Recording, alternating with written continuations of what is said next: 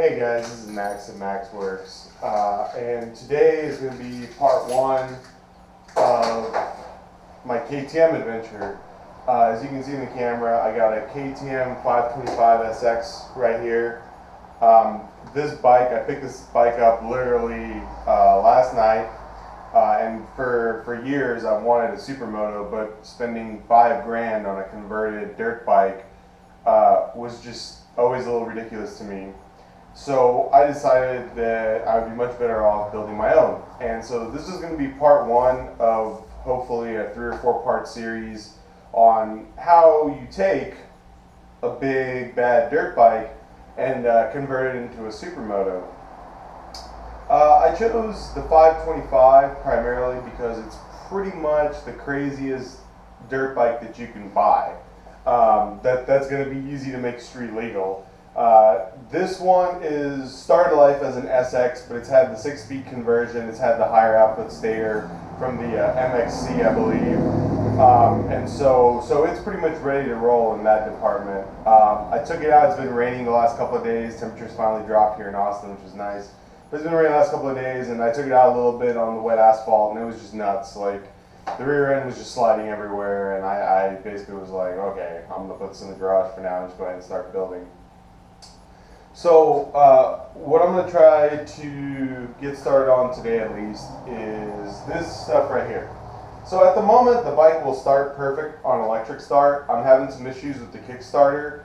That might be partially because of some of these issues that need to be addressed, and partially because it's got kind of a weird procedure. Let me pick up the camera here and give you guys kind of a walk around on this bike. So we got the battery, got an old nasty air filter in there. We're going to be replacing that. It's got an FMF pipe on it, but it's got the desert tank on it, I believe. I'm not sure who makes this. I'll figure this out later, but it's a larger tank because I got the old tank and another tank and a seat with it, and they're all over there. So anyway. The stuff we're gonna address kind of is we're gonna do a valve adjustment. From what I understand, these bikes are really pretty bulletproof, except for the fact that they need the owner to stay on top of valve adjustments. So we're gonna do that. Obviously, an oil and filter change. This bike actually has 2 inline oil filters, so I'm gonna be replacing both of them. I'm gonna go ahead and throw a new spark plug in there just to give me a good baseline. I'm gonna take the carburetor out. We're going to clean it. Basically just make sure that all the jets are stock, because like I said, down here we're at about 800 feet of altitude, so generally in my experience stock jetting has worked out pretty well, and almost all the bikes I've had. I'm going to throw a new air filter, probably a K&N unit, more designed for the street, because I'm not going to be using this bike as a dirt bike, and that's going to be kind of the starting point. And then later on, I'm going to figure out how to add all the stuff I need to make it street legal, basically do a street legal kit, have it inspected in kind of this dual sport get up to make sure I can get it to pass all the tests and basically get all my paperwork straight. And then once that's all done, I'm going to start buying Supermoto wheels and brakes and stuff like that. And yeah, so let's get going. So I got the carburetor out. It's a KNFCR carburetor, 41 millimeter. You can see somebody replaced the fuel adjustment screw with one of these aftermarket bits. You can see it's pretty dusty, dirty. This is pretty much what you'd expect from a carburetor in a used bike. So we're going to clean it up and get everything ready and take a look at what's going on inside in a second. The only weirdness so far is I found these guys who are stamped 260. And they were basically installed kind of like this in the carburetor, maybe like this in the carburetor, on the engine side, and I have no clue whatsoever what they're supposed to be or what they're supposed to do, because I've never seen that before. But I'm going to talk to some people who know and try to figure it out. You can see the part number right here. It's 4125A, and if we look at our sheet right here, that indicates it's a 525 SX racing carb. So it's an FCR MX41. and so I'm going to get it cleaned up on the outside, and then I'll cut back in the video. Now that our carb here is super duper clean, or at least mostly clean, we're going to start the breakdown process, and you can already see right here I've set aside these guys. We're actually going to start from the bottom of the carb. So this right here is your AP, your pump, accelerator pump, and I don't know if the camera's going to be able to capture this, but there's still, you can see that it squirts pretty good whenever you hit the throttle. There's still a little fluid in there from the cleaning. So I know that the AP is working okay, so I'm not going to mess with it, at least right now. But what we're going to do is we're going to take off the bowl cover here and basically see what's going on underneath. And these are just, what is this? 3mm hex head bolts, Allen bolts, whatever you want to call them. And I will say this is one of the nice things about buying, you know, Austrian. They make sure that their carbs come with Allen head bolts and not with shitty little Phillips screws that strip out and stuff. So let's see. There's 3.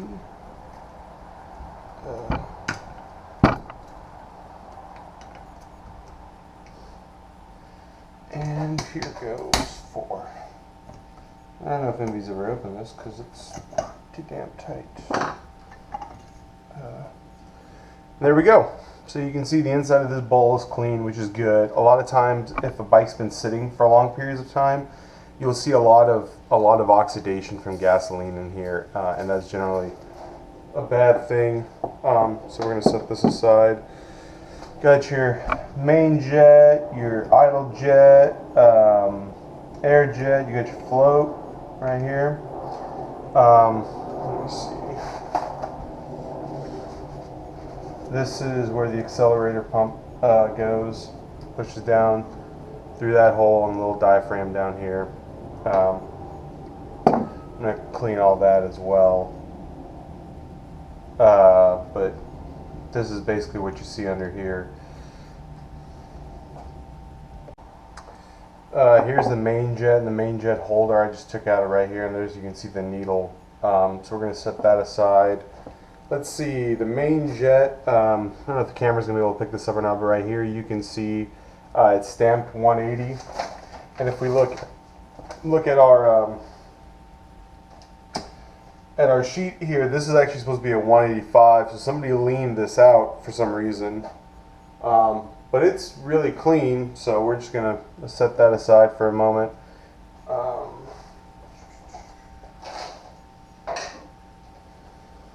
Get my screwdriver here and pop out this guy. Let's see. That one's pretty clean too. What does it say? It says 85. This is the idling air jet, and it's at 85, and it's supposed to be at 100. So somebody went through this carb and changed a bunch of stuff. Which may or may not be a big deal, because it's all pretty clean. So let's see. Oh, damn it. It's going too far.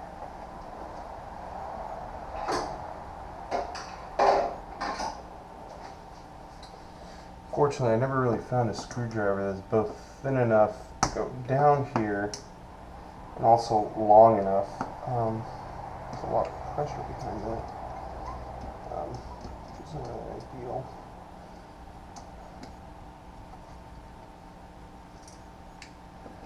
So there's your idle jet, and you can always tell the idle jet because it's got these kind of holes through it. And that one's kind of clogged. So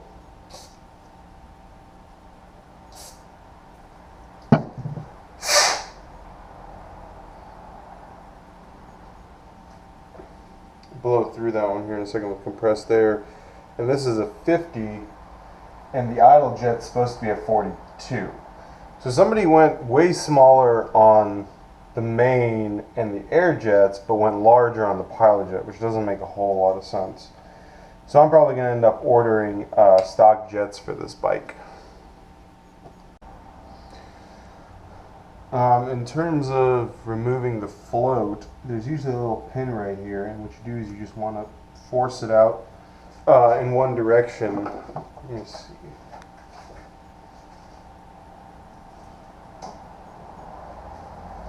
With like a little pick or something, you want to just force this out one way like that, and then it just comes right out. And you can remove that, and make sure you're careful about this, because this is what seals off the gas. So I usually just leave it on there unless I'm replacing it. So I'll set that aside gently, and it'll fall over. But you can also remove this guy. Normally I do that as part of my cleaning. So this valve seat just comes out with this screw. So there we go. The screw broke loose, thankfully, fairly easy. But this usually doesn't want to actually come out that easily. And you end up having to use a pair of needle nose or something similar to get it out, because it's got an O-ring on it. And normally, whenever I rebuild a carburetor, I generally either replace this O-ring or just replace this whole unit. Yeah, because this O-ring's pretty much done. So we'll just set that aside, and you can see in there there's a little bit of gunk and stuff. It's not too bad, so we're just gonna clear that out, and we'll blow it out. This is where the fuel comes in. We'll blow it out through there in a minute. Here in the front you have your air jets, but on this design you actually have to remove this like cup thing first.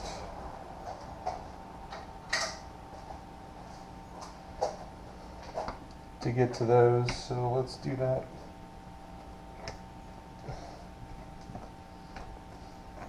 I was wondering about this because this feels like it's made out of plastic, and I was like, huh, why do they cast it like that? But it's obviously just a coupler for the KTM specific, because normally this piece right here is cast as part of the carburetor, but for whatever reason they decided to do it separately.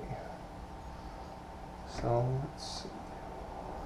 There's probably a gasket on there. Yeah, O-ring. That's actually kind of nice because it makes accessing these guys right here really trivial. So if we pull them, see where they're at. These are your various air control units. That's pretty clean, and that's a 100. And that's, so this is the idling air jet, because it's 100. And it's pretty much clean. We'll give it a little, just to be sure, but it's pretty clean. And then this guy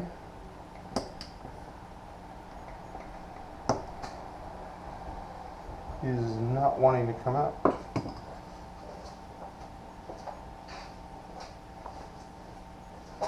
Need a wider flathead. There we go. And this is going to be a 200, so that's going to be the main air jet. Yeah.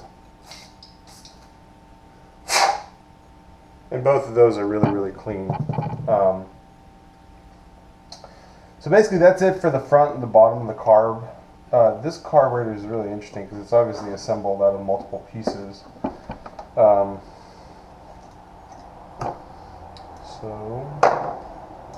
now we can remove the slide and the cap from on top. So there's one screw, there's another screw, there's our cap, and then where is it?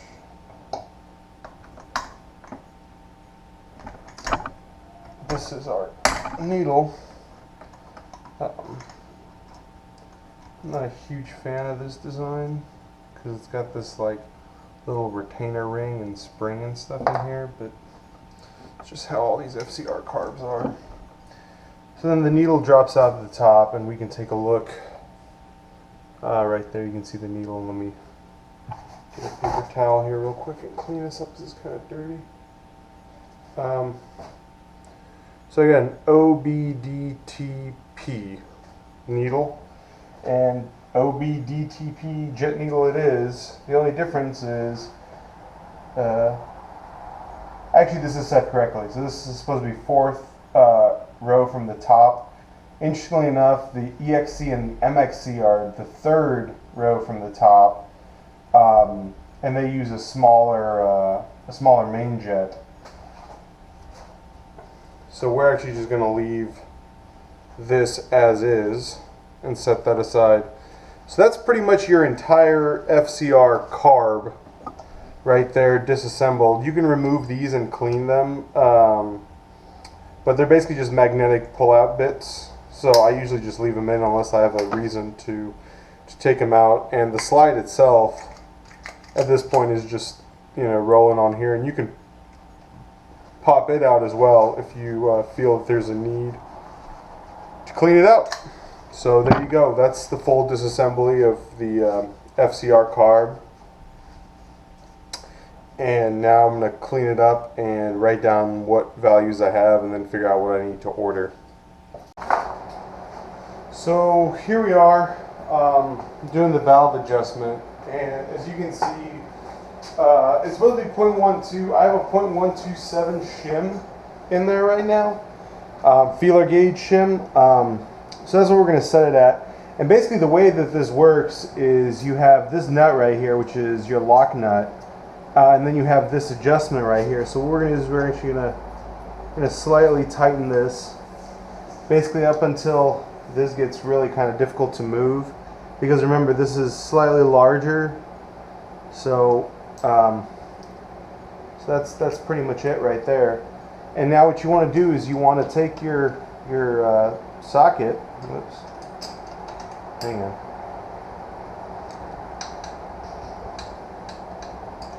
You want to basically give yourself lots of leeway here, and then set the adjuster until this is kind of tight, to make sure that you're... So there we go. Now we can see the shim's kind of moving, so that's pretty tight. So what we're going to want to do is we're going to want to actually move this nut down until it's finger tight. Then you want to set this like that, and then hold this right here so you can tighten it without changing the adjuster, basically. So now if we take a look at this guy, he's really pretty hard to move around in there, and we can just pull him out like that. And you can see there's a little divot right there. So we know that this adjuster right here is now set at about 0.12 millimeter. And now I'm going to do this guy, and then to do the fronts over here you have to move the radiators out of the way, but we'll get that sorted out. But I just wanted to give you guys a brief glimpse of how to basically do this with rocker arm adjustments. So there's the spark plug I just pulled out, and it is the right one. It is the DC PR8E, but you can see that this bike's been running really rich for quite some time, which probably has to do with why they changed the jets out. But we'll get it sorted out. It's not a big deal, but just wanted to show you guys.